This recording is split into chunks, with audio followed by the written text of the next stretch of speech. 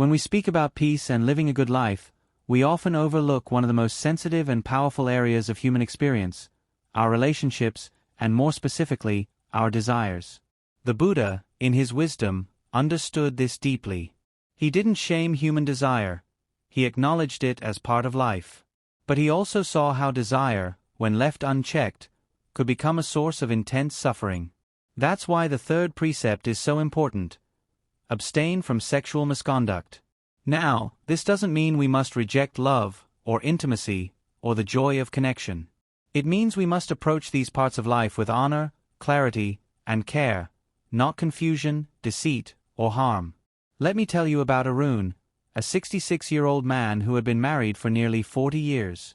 He came to one of our sessions not to talk about health or aging, but because he was deeply troubled. A few years earlier, after retiring, he reconnected with an old college friend on social media. They chatted harmlessly at first, but over time, the conversations grew more intimate, emotionally, then romantically. 너싱 피지컬 해펀드. But eventually, his wife found the messages. He said to us with tears in his eyes, "I didn't touch anyone. But I broke her heart. And mine." This is exactly what the Buddha meant. Sexual misconduct isn't just about physical actions. It's about the intentions and consequences of our behavior. If what we do causes emotional harm, betrays trust, disrespects boundaries, or creates pain for ourselves or others, it's a violation of this precept. The Buddha specifically warned against relationships that involve deceit, manipulation, or taking advantage of another, especially someone who is vulnerable or already committed. Even in modern terms, this applies to everything from cheating and inappropriate messages to toxic power dynamics in relationships. And the consequences are rarely just personal. Broken trust leads to mental unrest, anxiety, guilt, loss of self-worth. It also damages the sense of safety and security that others feel around us. 에이싱겔 미스테프켄 얼레벨 이어즈 오브러브. Science supports this as well. A 2019 study in the Journal of Couple and Relationship Therapy found that emotional infidelity, even without physical intimacy, can cause similar levels of trauma to partners as physical cheating. The brain doesn't just process betrayal as sadness, it registers it like a wound, activating pain centers similar to those triggered by physical injury. But here's the hopeful part. The third precept also shows us the way out. It invites us to live with intentional love, to form bonds that are mutual, honest, and kind. It reminds us to ask before acting, to communicate, to consider not just what we want, but what's right. This doesn't mean you must live like a monk. For most lay people, the Buddha never demanded celibacy. He simply asked for relationships to be rooted in respect, not desire alone. So how do we practice this today? Start by looking inward. Ask yourself. Is my behavior toward others emotionally clean? Do I honor my commitments, not just legally, but emotionally?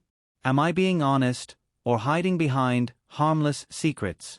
Because when desire is driven by ego, it burns everything in its path. But when it is guided by mindfulness, it becomes a force for deep connection.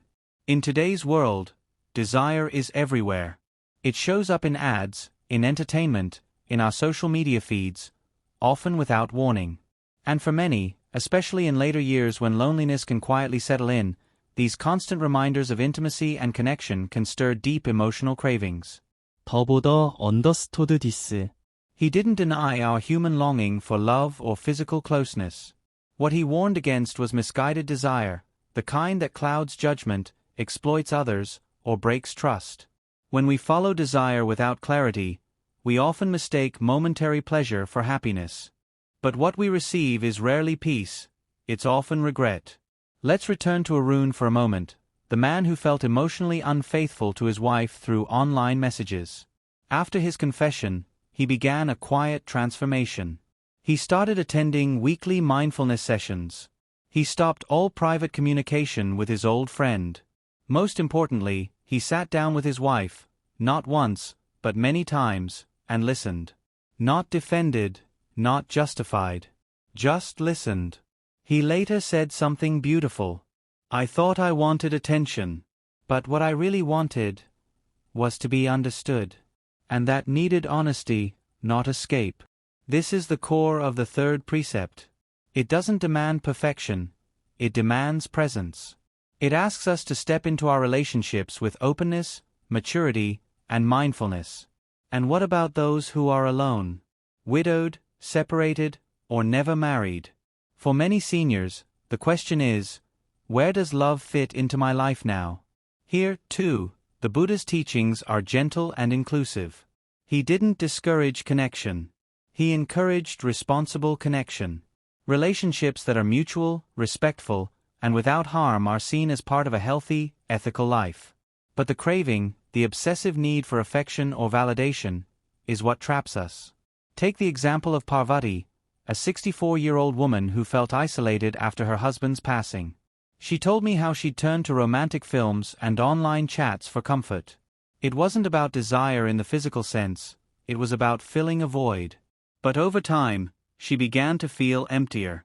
One day, during meditation, she had a moment of insight. I wasn't lonely for love. I was lonely for peace. That's when she began shifting from craving to clarity. She joined a book club.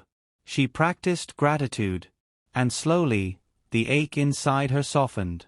Because when we no longer chase fulfillment outside, we start to build it within. Modern psychology echoes this. A study from the University of California found that people who cultivate emotional regulation and mindfulness in later life have stronger mental health outcomes, including lower levels of depression and greater life satisfaction. The key wasn't romantic involvement, it was emotional clarity. This is what the third precept offers us, a chance to stop being driven by impulse and start being led by intention. So whether you are in a relationship or alone, ask yourself, am I choosing this out of love or loneliness? Does this bring peace to my life or conflict? Am I being honest with myself and with others? These aren't easy questions, but they are the foundation of true emotional maturity. In the end, to abstain from sexual misconduct is not to abstain from love. It is to choose love with dignity. It is to build connections that don't take, but give. It is to honor your body, your heart, and the hearts of others. Because love, when rooted in truth, doesn't burn.